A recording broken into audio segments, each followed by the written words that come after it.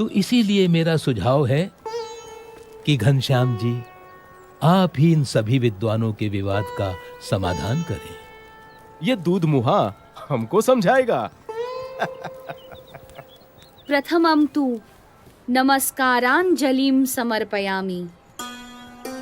ऋग्वेद में कहा है कि परमात्मा एक ही है, लेकिन विद्वान लोग एक ही परमात्मा को भिन्न भिन्न रूप से पुकारते हैं। तो फिर इसमें विवाद का सवाल ही कहाँ उठता है? तो बताओ, क्या वो भगवान साकार है या उनका कोई आकार ही नहीं है? भगवान कभी निराकार नहीं हो सकते। यदि भगवान निराकार होते तो उनके द्वारा निर्मित ये सृष्टि कैसे साकार होती? अरे, जिन्होंने इस साकार सृष्टि की रचना की है, वे भगवान कैसे बिना आकार के हो सकते हैं? शास्त्रों में भगवान के दिव्य स्वरूप का कितना अद्भुत वर्णन है। वे तो सदा साकार हैं। वेद में कहा है कि स ईक्षत, यानी भगवान ने देखा। यदि देखा तो क्या उन्हें केवल आंखें ही होंगी? लेकिन यहाँ पर तो नहीं, वे तो सदा दिव्य स्वरूपधारी हैं। घनश्याम का तर्क कितना ठीक और सटीक है। साधु साधु। ये तो कोई विद्वान है या फिर स्वयं भगवान। अभिनंदन, धन्य प्रभु। साधु साधु।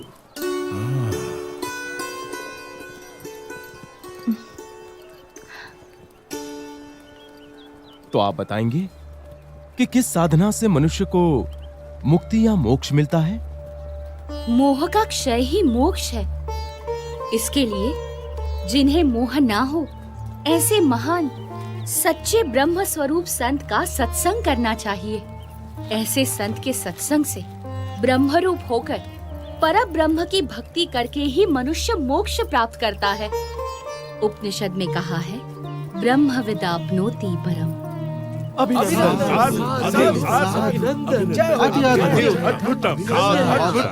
प्रभु। अभिनंदनम। धन्य धन्य प्रभु। आपकी विश्वसनीय वाणी ने सबका हृदय जीत लिया है।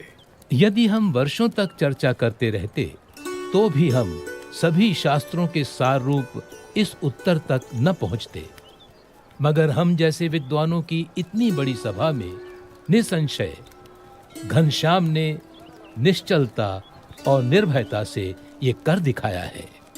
वो तो सिर्फ परमात्मा ही कर सकते हैं।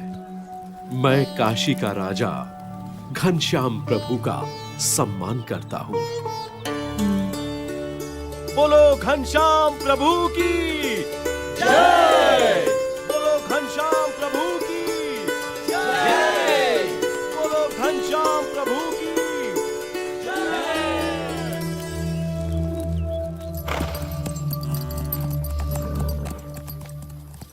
भक्ति देवी का स्वास्थ्य दिन प्रतिदिन गंभीर होता जा रहा था। उनके जीवित रहने की संभावना कम होती जा रही थी, परंतु उनके मन में पुत्र घनश्याम के स्वरूप की महिमा उत्तरोत्तर बढ़ती ही जा रही थी। घनश्याम, हाँ माँ। तुम मेरी कोख से जन्मे, परंतु मैं तुम्हें कभी भी यथार्थ नहीं समझ पाई।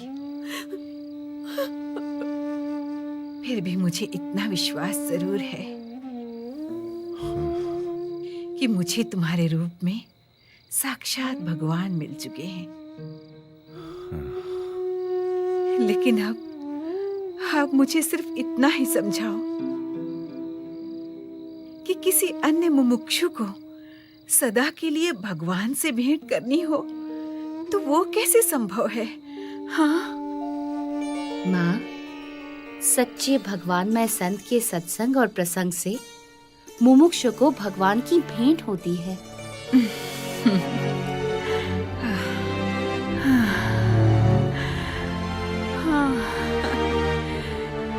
घनश्याम,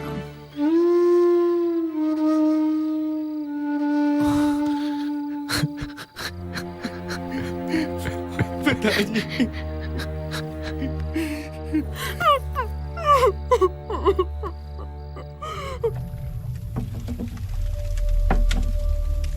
घनश्याम के मन में गृह त्याग करने का संकल्प प्रबल होता जा रहा था।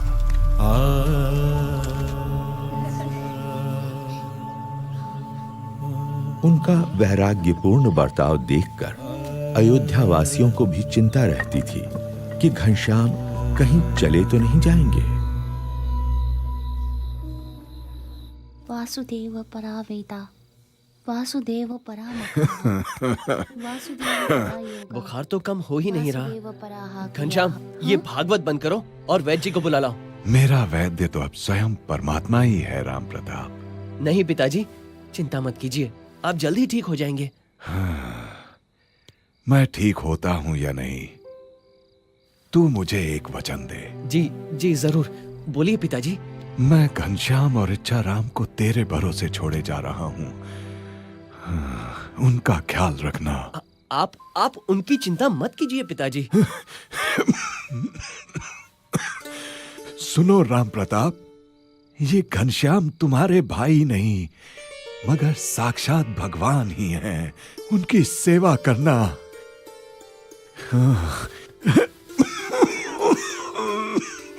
पिताजी ये लीजिए। पिताजी, आपकी हालत गंभीर है, मुझे डर लग रहा है। मुझे वैद्य को बुलाने दीजिए पिताजी। मेरी हालत इससे बेहतर कभी नहीं थी राम वासुदेव परम प्रताप। तपः। साक्षात परमात्मा घनश्याम यहाँ प्रकट हुए और हम सब धन्य हो गए। वासुदेव परागतिः। और सुनो सुवासिनी, मैं तो अब इस संसार में रहूं या ना रहूं, मगर तुम इस घनश्याम की देखभाल करना। हाँ, घनश्याम अनंत जीवों के कल्याण के लिए जन्म लिए हुए हैं।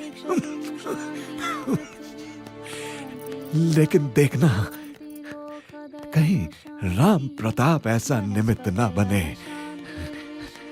कि घनश्याम इस कुल को छोड़कर सदा के लिए घर से निकल पड़े। मैं घनश्याम की सेवा जरूर करूंगा, मगर पिताजी आपका शरीर।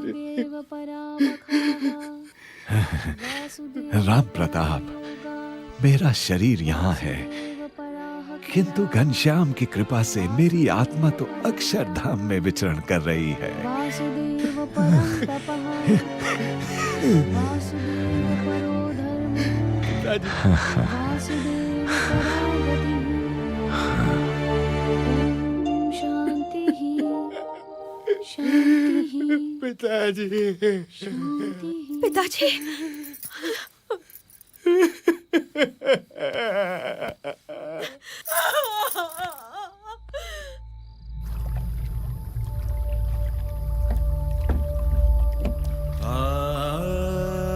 घनश्याम की अयोध्या की लीला समाप्ति पर थी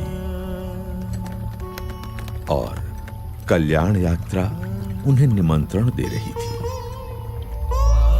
वैसे भी अयोध्यावास तो उनकी कल्याण यात्रा की भूमिका भर था, मात्र एक पड़ाव जहां से घनश्याम अपनी कल्याण यात्रा का आरंभ करने वाले थे।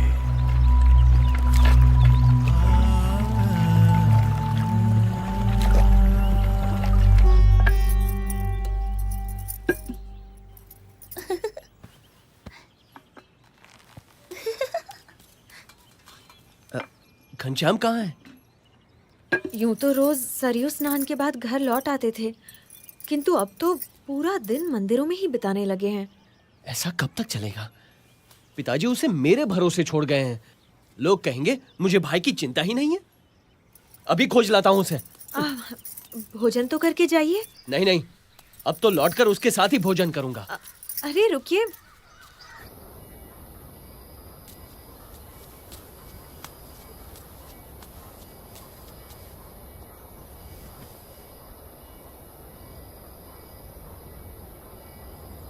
घनश्याम,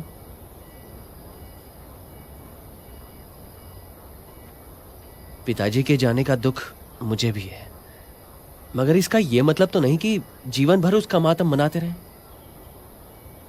छोड़ो ये उदासी और घर चलो।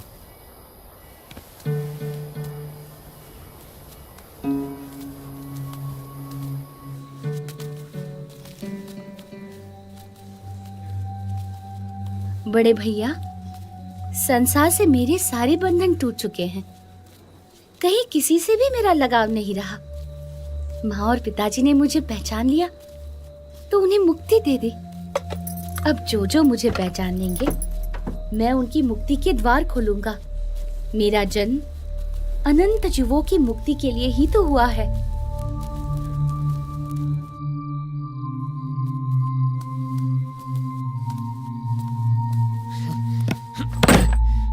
मेरे पास तेरी ज्ञान की बातें सुनने का समय नहीं है, समझा? अब से घर के बाहर पैर रखा ना तो तेरी टांगे तोड़ दूंगा।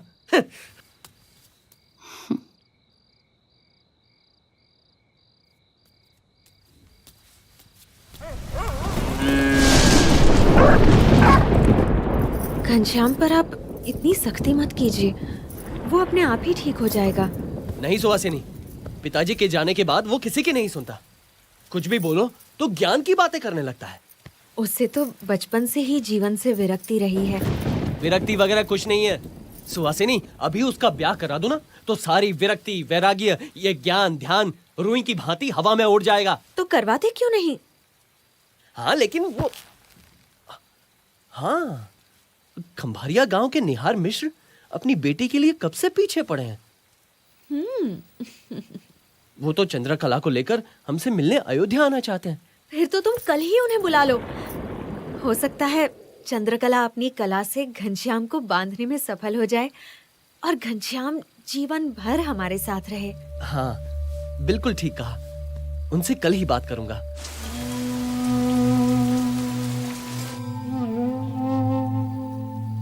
चलो भोजन ले लो, रात बहुत हो गई है। तुम्हारे भैया और इच्छाराम तो भोजन करके कब के सो गए। तुम्हारे हाथों का ये अंतिम भोजन ले रहा हूँ भाभी। अच्छा देवर जी, तो आपने मेरी और अपने भैया की बातें सुन ली। अभी तो केवल मंगनी आई है, ब्याह लगन तो अभी बाकी है। फिर मेरे हाथों की रसोई को तिलांजलि देना। सुवासिनी को क्या पता था कि अपनी कल्याण यात्रा के लिए घनश्याम केवल उनकी रसोई को ही नहीं, घर, परिवार, संसार के हर एक सुख को तिलांजलि देने का संकल्प कर चुके थे। उन्हें अपनी भूख से अधिक अनंत जीवों की मुक्ति की भूख की चिंता थी।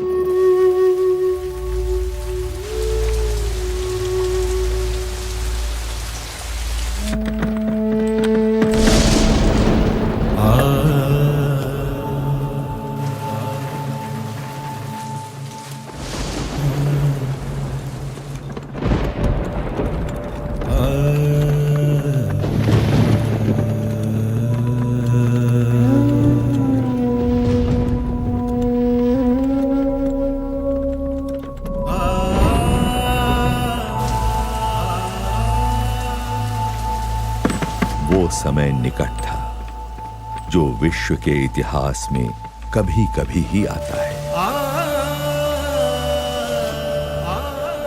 जब कोई संसार के कल्याण के लिए संसार के ही सारे सुखों को त्याग देता है।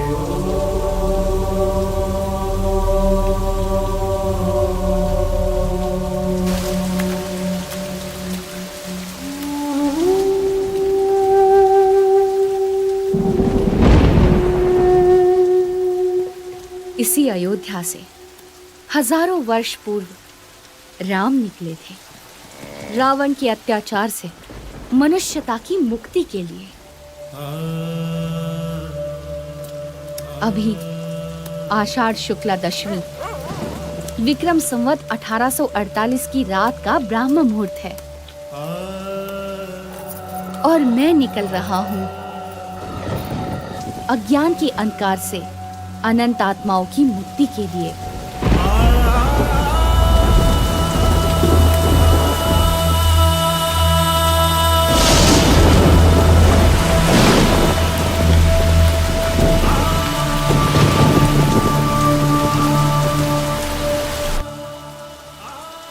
अंधकार में डूबी हुई अयोध्या नगरी के लोग निद्राधीन थे, मनुष्य मात्र की तरह। और सोते हुए मनुष्य मात्र में चेतना जगाकर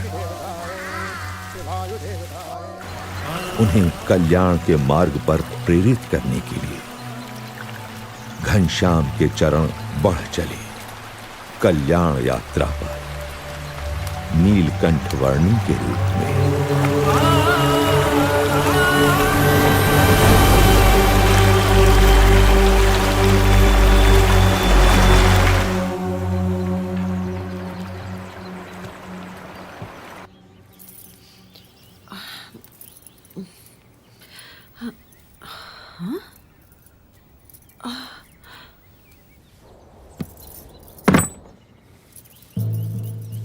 अरे घनश्याम कहाँ चले गए? अरे ये क्या, उनकी सारी चीजें भी नहीं है। अब सुनिए घनश्याम कहीं चले गए हैं। क्या? कहाँ गया? ऐसे ना, कैसे चला जाएगा? कहीं वो हमें छोड़कर तो नहीं चले गए? जरा जाकर ढूंढिए ना उन्हें। यहीं कहीं मंदिर में बैठकर कथा सुन रहा होगा या किसी को ज्ञान की बातें सुना रहा होगा।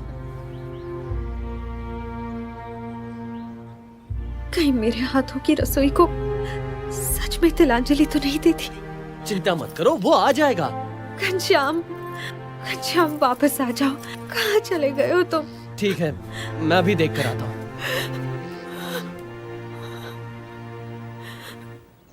घनश्याम, तो मैंने उनसे घनश्याम, घनश्याम, घनश्याम, सब लोग वहाँ उपस्थित थे। कहाँ गया ये?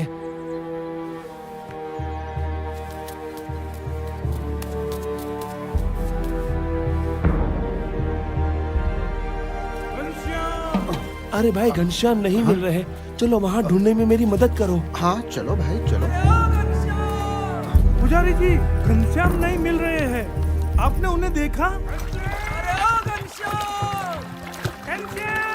घनश्याम, घनश्याम,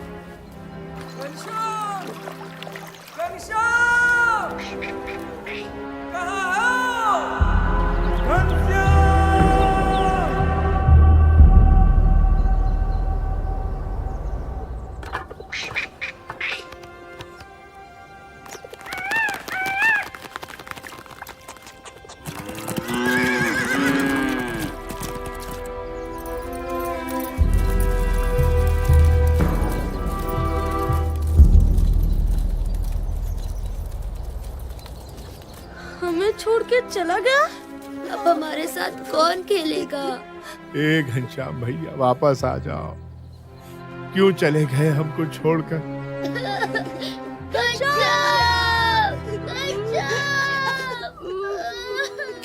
क्या सच में घनश्याम हमें छोड़कर चला गया?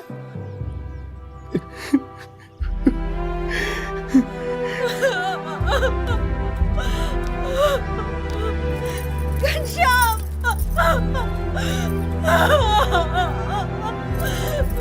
क्यों चले गए हमें छोड़कर?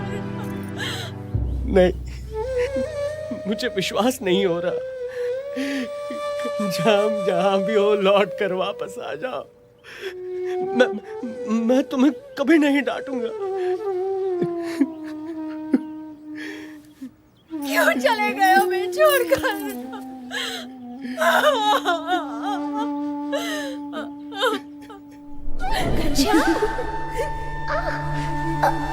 मुझे पकड़ पाना बड़े बड़ों के बस में भी नहीं है भाभी। घनश्याम वापस आ जाओ।